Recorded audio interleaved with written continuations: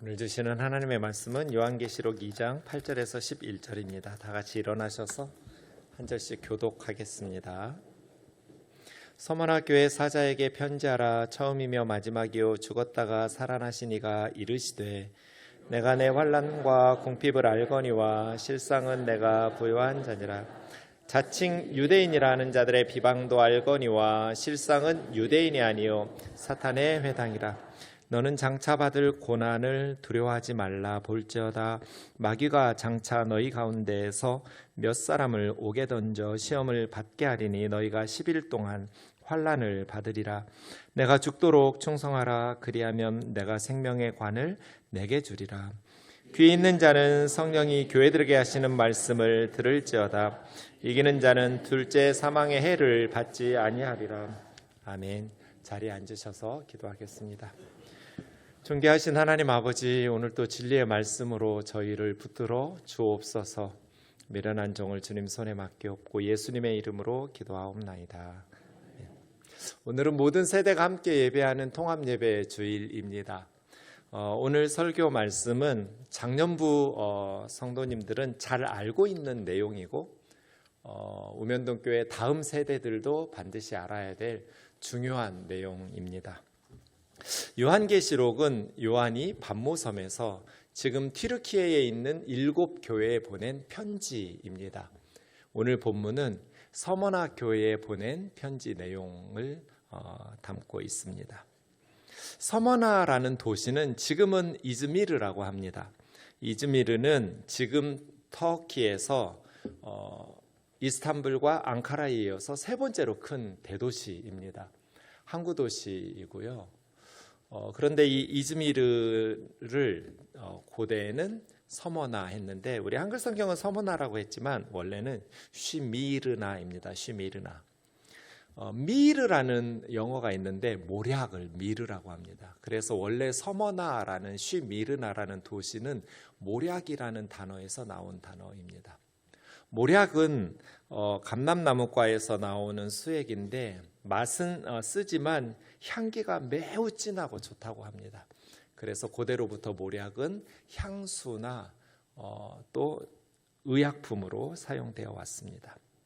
이 쉬미르나 교회, 서머나 교회는 모략처럼 향기로운 교회, 참 좋은 아름다운 교회라고 할 수 있습니다. 8절 보면 서머나 교회 사자라는 단어는 안겔로 쓴 천사란 뜻입니다. 그래서 서머나 교회의 천사에게, 하지만 서머나 교회 성도에게 편지하라. 주님의 모습을 처음이요 마지막인, 죽었다가 살아나시니, 이렇게 설명하고 있습니다. 처음 예수님께서 이 우주의 역사를 창조하시고 시작하셨습니다. 그리고 주님께서 재림하셔서 이 땅의 역사를 마지막 종결시키시고 새하늘과 새 땅 새로운 역사를 펼치실 겁니다.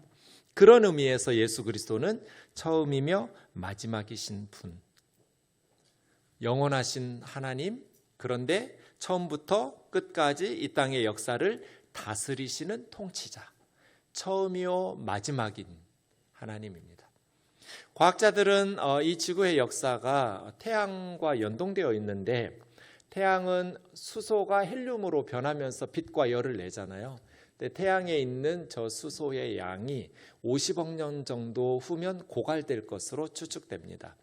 그래서 태양 정도 크기의 행성이라면 이제 블랙홀로 사라질 텐데 아마 태양이 더 이상 제 기능을 발휘하지 못하면 지구에 있는 모든 생명체도 사라질 것이고 이 지구도 존재할 수 없겠죠.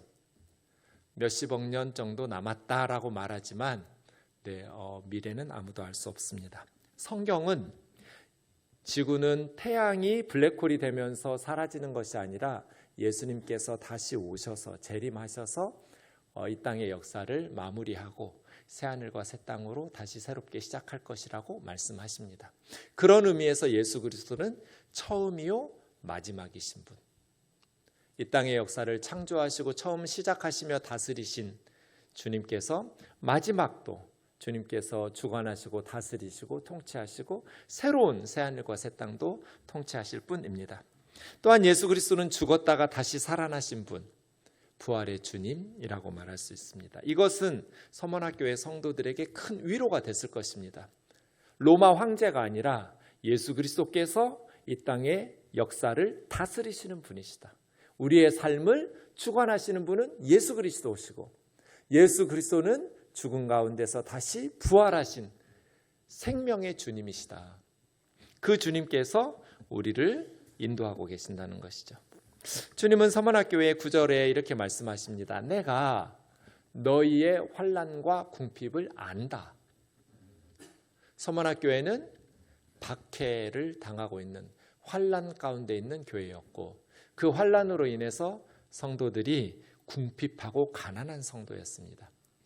헬라 말에는 가난, 궁핍이라는 단어가 두 단어가 있습니다. 하나는 페니아라는 말이 있고 하나는 푸토코스라는 말이 있는데, 페니아라는 말은 궁핍하고 가난한데 뭐가 그래도 남은 것이 없을 만큼 가난한, 생존은 가능할 것 같은, 남은 건 없지만 그런 궁핍이라면, 푸토코스는 아예 그냥 가진 게 하나도 없는, 당장에 굶어 죽을 것 같은 더 훨씬 더 가난한 상태를 푸토코스라고 합니다. 서문학교의 성도들의 궁핍은 페니아일까요? 푸토코스일까요? 주님은 푸토코스라고 하셨습니다. 너희는 가진 게 아무것도 없는 정말 가난하고 궁핍한 상황이라고 말씀하시죠.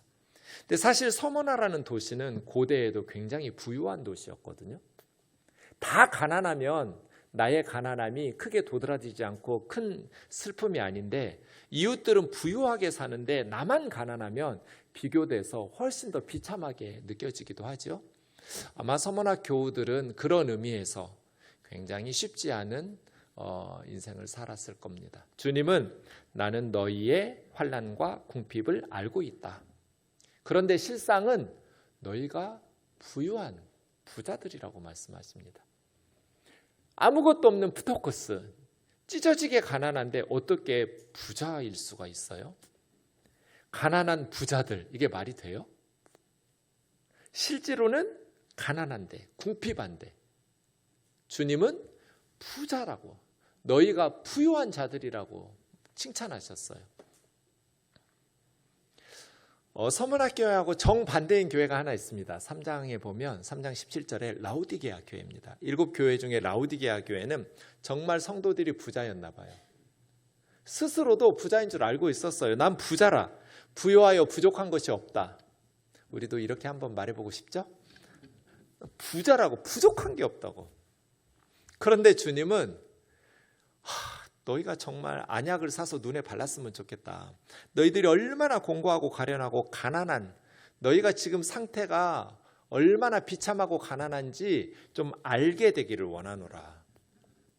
그러니까 서머나교회는 가난한 교회인데 실상은 주님이 보실 때는 부유한 사람들이었고, 라오디게아 교회는 부자들인데 부유해서 부족한 게 없는 교회인데 주님이 보실 때는 가난한 교회였어요. 우리 우면동 교회는 어떤 교회일까요? 서머나 교회처럼 가난하지만 부유한 교회인가? 라오디게아 교회처럼 부유한데 가난한 교회인가? 성도들의 가정, 개인도 그렇겠죠. 어떤 성도는 사람들이 볼 때는 부자예요. 부족함이 없어 보여요. 그런데 주님께서 보실 때는 라오디게아 교회처럼 가난해요. 또 반대로 어떤 성도들은 참 가난하고 궁핍한데 하나님께서 보실 때 너무나 부유한 성도들이에요. 여러분은 어디에 가까운 것 같으세요? 주님이 보실 때 부유한 사람, 주님이 보실 때 가난한 사람. 누가복음 12장에 보면 어리석은 부자 비유가 나옵니다. 주님의 비유 중에 어리석은 부자가 있는데, 한 부자가 있었습니다. 한 부자가 있었는데 가진 게 너무 많으니까 부자겠죠? 근데 농사를 지었는데 그때 농경사회니까요, 또 대풍년이 일어났어요. 그래서 엄청난 곡식과 과일과 뭐 이런 소유물이 생겼어요. 내가 곡식을 쌓아둘 곳이 없으니 어찌할까, 이런 고민, 정말 우리도 해보고 싶은 고민. 이게 너무 가진 게 많아가지고 이거 어디다 쌓아둬야지?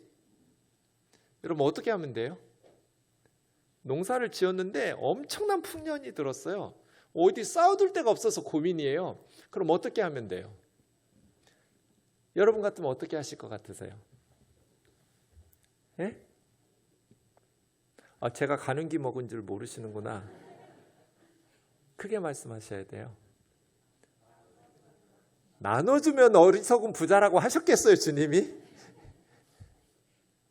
예, 여러분 같으면 정말 나눠주겠죠. 뭐 이런 걸 고민이라고 해요. 베풀면 되지. 근데 그래서 이 어리석은 부자 비유예요. 이 부자는 작은 창고를 헐고 더 크게 짓자, 이렇게 생각했어요. 창고가 작으니까, 쌓아둘 곳이 없으니까 작은 창고를 헐고 더 큰 창고를 지어서 거기다가 곡식과 물건을 쌓아두자.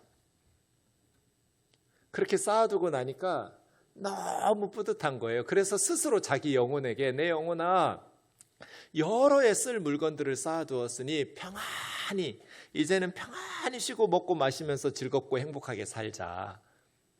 그런데 하나님은 이 사람을 어리석은 자여, 이렇게 말씀하셨어요. 왜요? 다들 원하는 삶 아니에요? 여러 해 쓸 물건을 쌓아두고 먹고 마시고 즐겁고 행복하게 사는 삶, 걱정 없이 평안한 삶, 다들 꿈꾸는 삶 아니에요? 그런데 하나님은 왜 이 사람을 어리석은 부자라고 말씀하셨을까요? 20절이에요. 어리석은 자여, 오늘 밤에 내가 네 영혼을 도로 찾으리니 그럼 네가 그동안 쌓아둔 것이 누구의 것이 되겠느냐. 그리고 주님이 말씀하셨어요. 자기를 위하여 재물을 쌓아두고 하나님께 대하여 부요하지 못한 사람들이 이 어리석은 부자와 같다. 자기를 위하여 재물을 쌓아두고 하나님께 대하여 부요하지 못한 사람.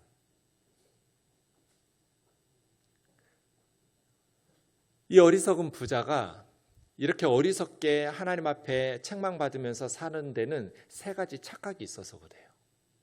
그런데 이 세 가지 착각을 우리도 해요. 거의 대부분 현대인들이 가지고 있는 착각이에요. 첫 번째, 이 어리석은 부자의 착각은 뭐예요? 모두 자기 것인 줄 알았어요. 원어로 보면 한글 성경보다 훨씬 더 정확하게 나와 있는데요. 다 1인칭 소유격이에요. 내 곡식, 내 곡간, 내 창고, 내 영혼 다 자기 거라고 그래요. 내 물건. 내 거, 내 거, 내 거, 내 거 이렇게 말해요. 다들 내 거라고 생각하고 살지 않으세요? 착각이에요. 하나님 거예요. 하나님께서 우리에게 맡기신 거예요.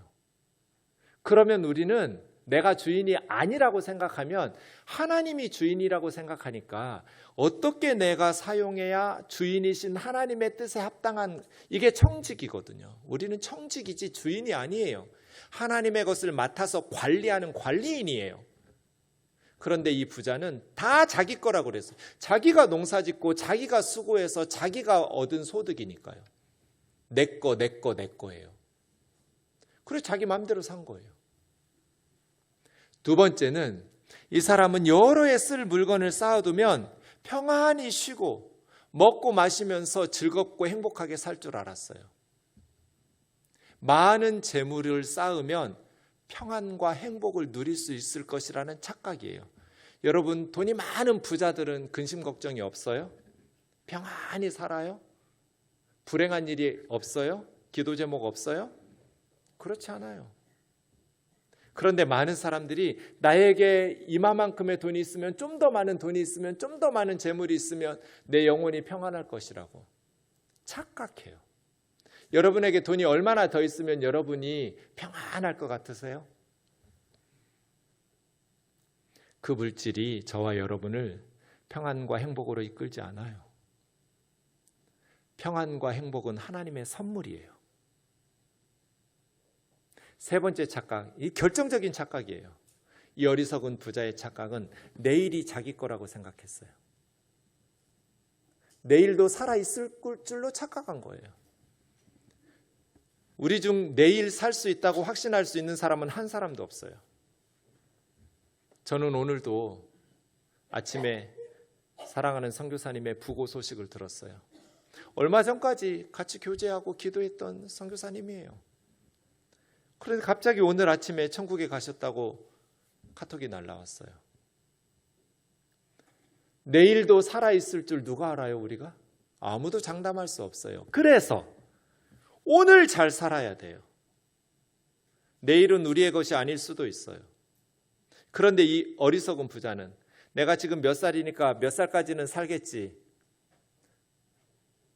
라고 생각하고 건강하니까 가진 것도 많으니까 평안히 살고 먹고 마시면서 즐겁게 행복하게 살자.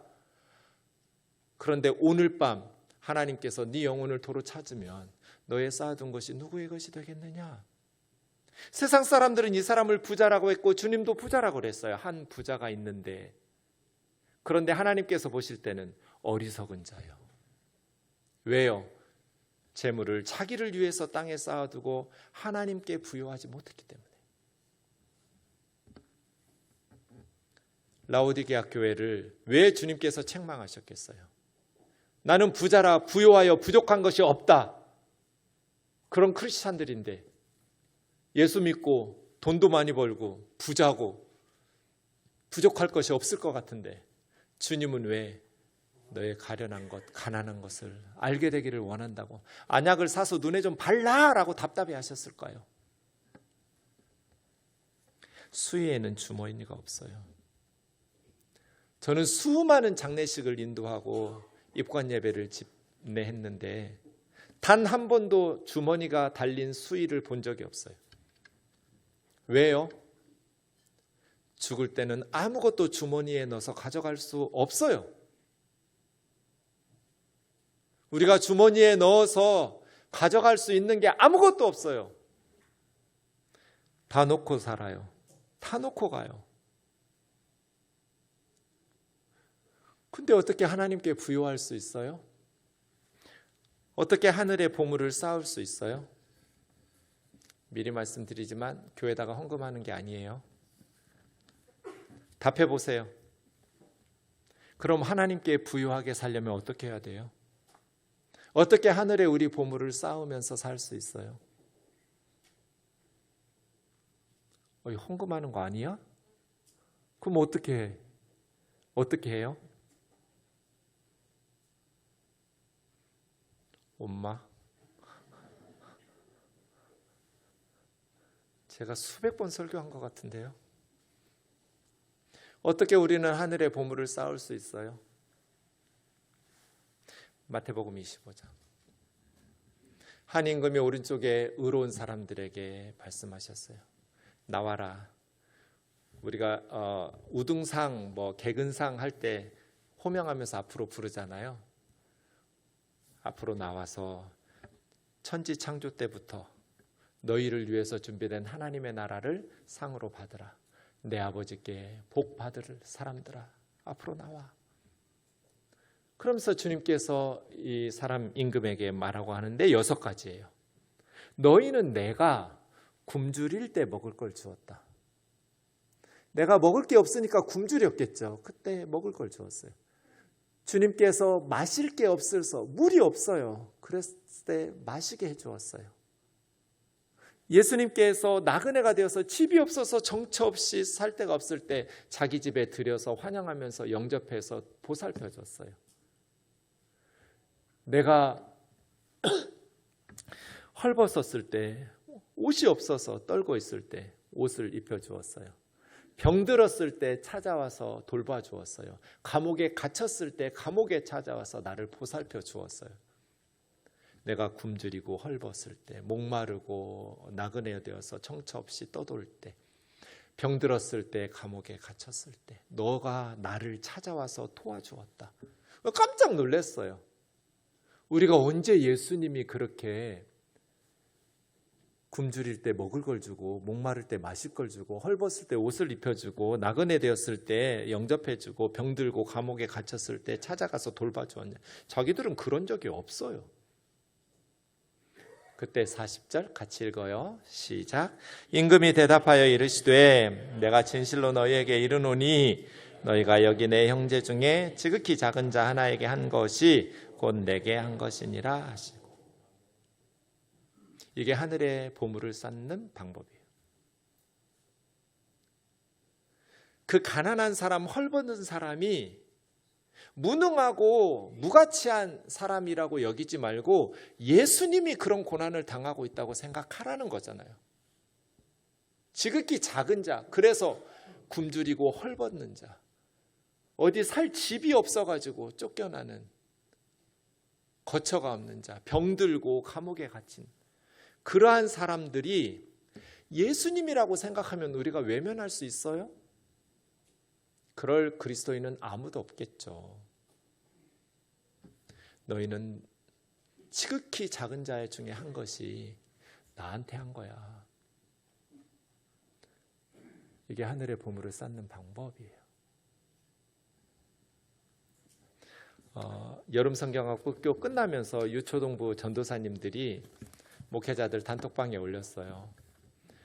달란치 잔치를 할 텐데 항상 유초동부는 달란치 잔치를 할 때 그 달란트를 기부함을 만들어 놓는다는 거예요. 그걸 돈으로 계산해 가지고 도울 수 있도록. 네, 오늘 하는 거예요. 일부 예배 때 유초동부 아이들이 같이 예배 드렸는데 제가 시험에 들게 했죠. 네. 그래서 제가 지금 필리핀에 태풍 3개가 올라오면서 엄청난 홍수 때문에 난리가 아니에요. 거기에서 사역하는 유광철 선교사님을 통해서 유초동부에 소개했어요. 다 오폐수가 올라와 가지고 집에 먹을 걸 하나도 건진 게 없어요. 폭우가 쏟아져서. 그래서 기부함에 구제함을 만들어 놓고, 나를 위해서 좋은 거 사고 싶지만 좀 덜 좋은 거 사고 지금 굶주리는 아이들을 위해서 기부해라. 너희가 여기 내 형제 중에 지극히 작은 자 하나에게 한 것이 곧 나에게 한 것이다 라고 말씀하시는 분이 우리 주님이에요. 내 아버지에게 복 받을 자들아 이리 나와라. 이게 부유한 교회예요.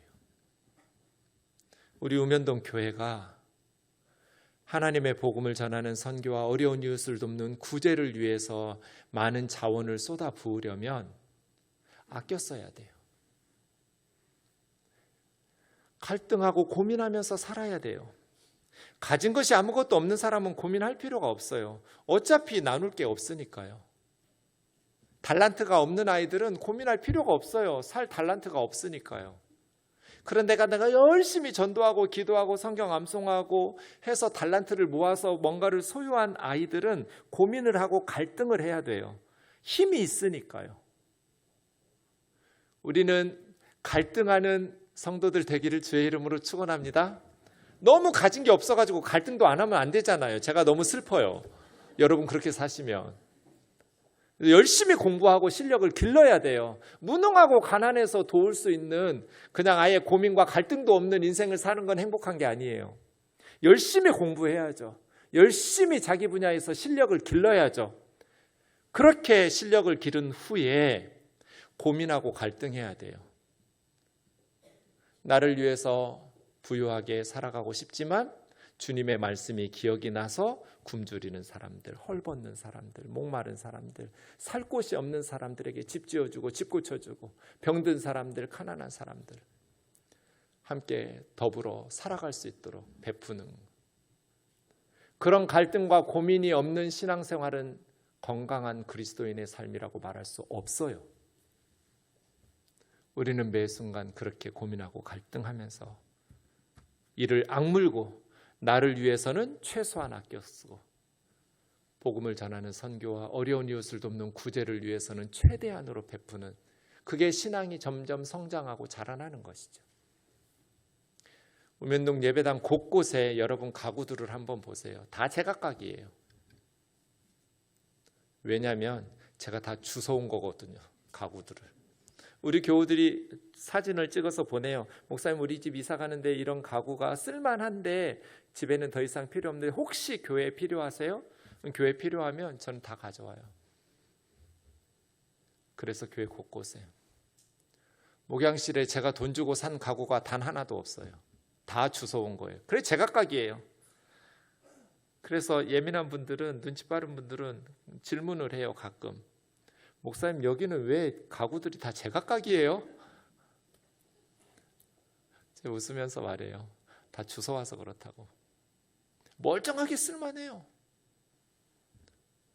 싹 치우고 깔맞춤으로 깔끔하게 할 수 있어요. 근데 전 그게 부끄러워요. 내가 적어도 예수님의 제자인데, 여기가 적어도 교회인데, 우리를 위해서 쓸 거 다 쓰고 예쁘게 그렇게 장식해놓고 갖춰놓고, 그럼 부끄러운 거 아니에요? 제각각인 게 저는 하나도 부끄럽지 않아요. 주워오는 물건들 사용하는 게 하나도 부끄럽지 않아요. 오히려 자랑스러워요. 우리 교회가 그런 교회이면. 우리 다음 세대들에게 이 말을 하는 이유는 우리가 그렇게 살았으니까 너희들도 그렇게 살라고 가르치는 거예요. 돈 들이면 깨끗하게 좋은 걸로 깔맞춤 할 수 있는 거 몰라서 이렇게 안 하는 거 아니에요.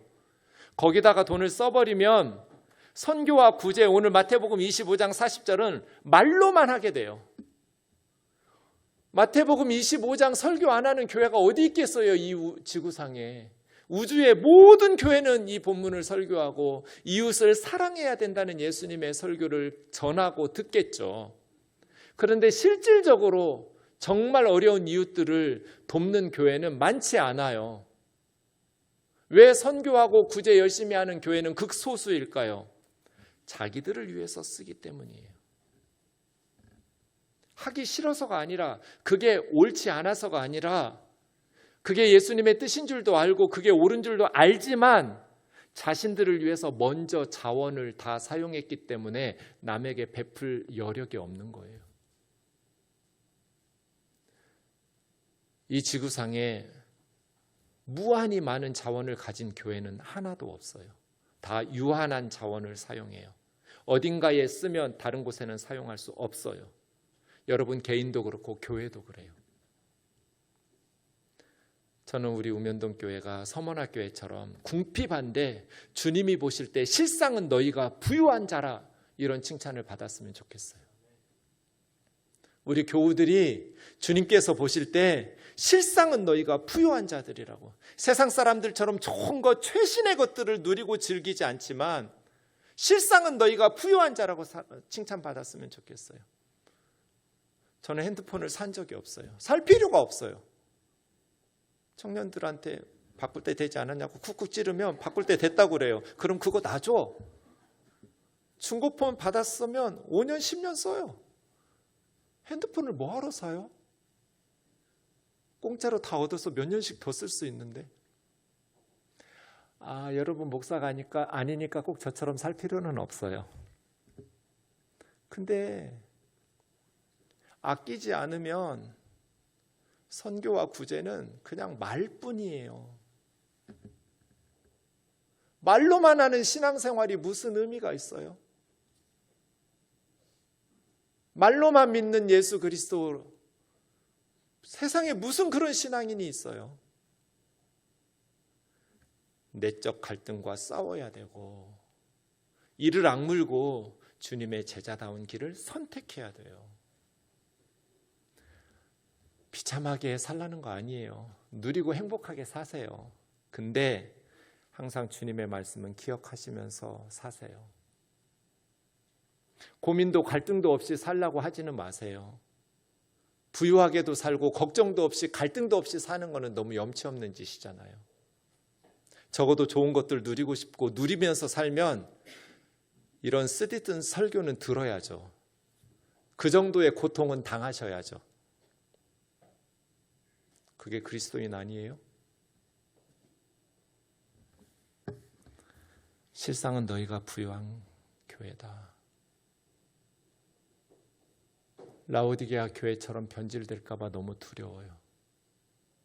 저희가 개척했을 때는 가진 게 너무 없었지만 정말 이웃이 먼저였거든요. 교회가 작으니까 가난하고 가진 게 없으니까 어차피 없으니까 선교와 구제에 목숨 걸었던 교회예요.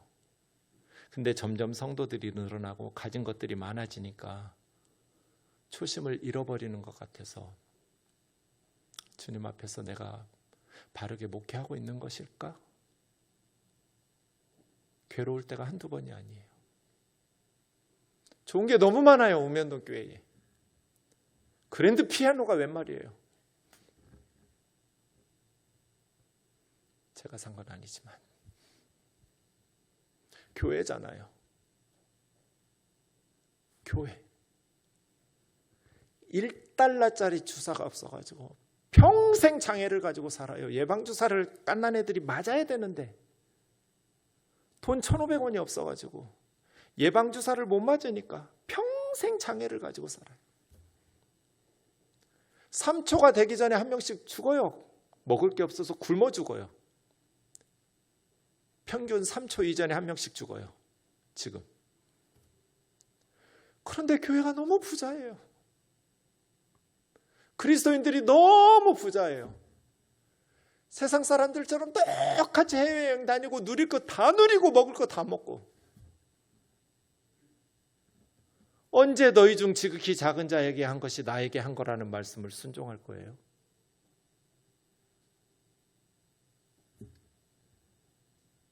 교회가 말로만 예수 믿고 말로만 이웃을 사랑해요. 그러니 한국 교회가 믿지 않는 사람들에게 어떻게 칭찬을 받으면서 나도 저기 같이 다니고 싶다, 나도 저 그룹에 속하고 싶다, 이런 생각이 들까요? 무늬만 그리스도인.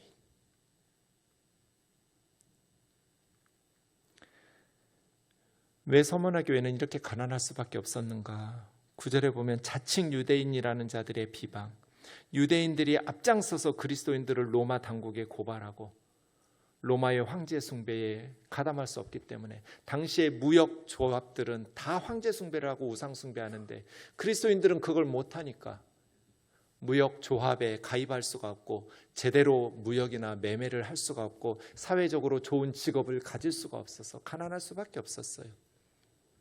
유대인들의 문제는 로마서 10장 1, 2절에 있는 것처럼 하나님께 대한 열심은 있었지만 올바른 지식이 없는 열심이어서 하나님을 위한답시고 기독교인들을 박해하고 교회를 박해하던, 그래서 사실은 사탄의 회당이라고 말해요.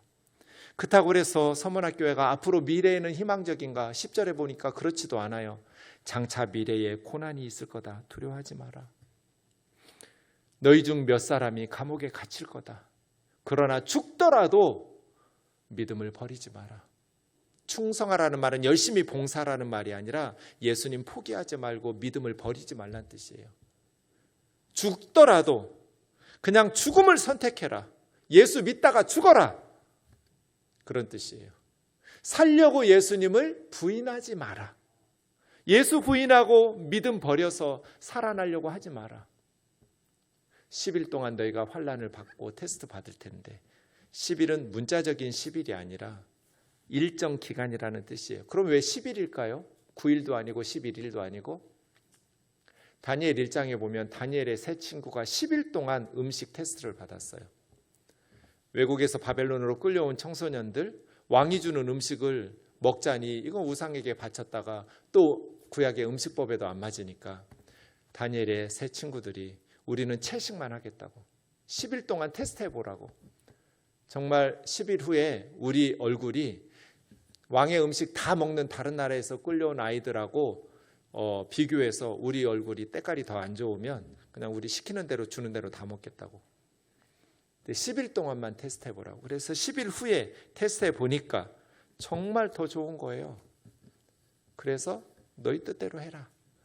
열흘이라는 말이 계속 반복해요. 테스트 받는. 하나님의 백성의 믿음이 참인지 거짓인지 테스트 받는 10일. 다니엘의 세 친구처럼. 10일 동안 서문학교의 성도들도 감옥에 갇혀서 일정 기간 테스트 받을 것이다. 그러나 죽더라도 주님을 포기하지 마라. 장차 받을 환난을 두려워하지 마라. 죽도록 충성해라. 그래야면 생명의 관을 너희가 쓰게 될 것이다. 이 편지를 읽은 사람이 있어요. 서머나교회 감독인 폴리캅이에요. 폴리캅은 요한의 제자였어요. 요한의 제자였고 이 폴리캅이 115년에 서머나교회의 자기 고향의 감독이 되니까 이 편지를 읽었을 거예요. 이 폴리캅은 마지막 순간에 순교를 당할 때 많이 설득하고 회유했어요. 로마의 황제 카이사르를 주님이라고 불러라. 예수 그리스도를 부인하면 살려주겠다고. 그때 유명한 말을 해요. 폴리캅이. 맹수들이 며칠씩 굶주리고 폴리캅을 잡아먹으려고 기다리고 있었고 자기를 불태우려고 장작더미에 묶여가지고 십자가에 묶여 있는데 내가 86년 동안 주님 섬겼는데 주님은 내 인생 동안 한 번도 나에게 잘못된 것을 주신 것이 없다. 예수님은 나에게 86년 동안 단 한 번도 잘못된 것을 주신 게 없다. 내가 어떻게 지금 나의 하나님, 나의 왕, 나의 구원자이신 주님을 모욕하고 부인할 수가 있겠냐고. 그렇게 불태워져서 화형당한 사람이 서머나의 감독 폴리캅이에요. 폴리캅은 오늘 주님 말씀처럼 내가 죽도록 충성하라. 죽더라도 믿음을 지켜라. 그리하면 내가 생명의 면류관, 생명의 관을 너에게 주겠다. 말씀하신 것처럼 목숨을 바치면서 주님을 충성되이 믿고 따랐어요. 우리 우면동 식구들도 우리가 믿었던 예수 그리스도를 자녀들에게 잘 계승해서 우리가 죽더라도 예수 그리스도를 끝까지 믿고 믿음으로 승리하면서 천국에서 함께 살아갈 수 있기를 원합니다. 귀 있는 자는 성령이 교회들에게 하시는 말씀을 들을지어다. 죽더라도 예수 그리스도를 믿는 믿음을 가지고 이기고 승리하는 자들에게 둘째 사망의 화를 겪지 않게 하시겠다고 주님이 약속하셨어요. 우리 모두는 첫째 사망을 다 겪어요. 예수 믿으나 안 믿으나. 그러나 죽은 다음에는 둘째 사망이 기다릴 때 예수 믿는 사람들은 둘째 사망의 심판을 받지 않을 것이고 예수님을 믿지 않는 자들은 둘째 사망의 심판을 받을 거예요. 믿음으로 승리한 이긴 자들에게 하나님의 둘째 사망의 심판을 받지 않고 천국 백성으로 모두 함께 살아갈 수 있는 우리의 귀가 다 영적으로 열려 있어서 우리와 우리 자녀들 모든 세대들이 다 주님의 나라에서 하나님을 찬송하며 섬길 수 있기를 주의 이름으로 축원합니다.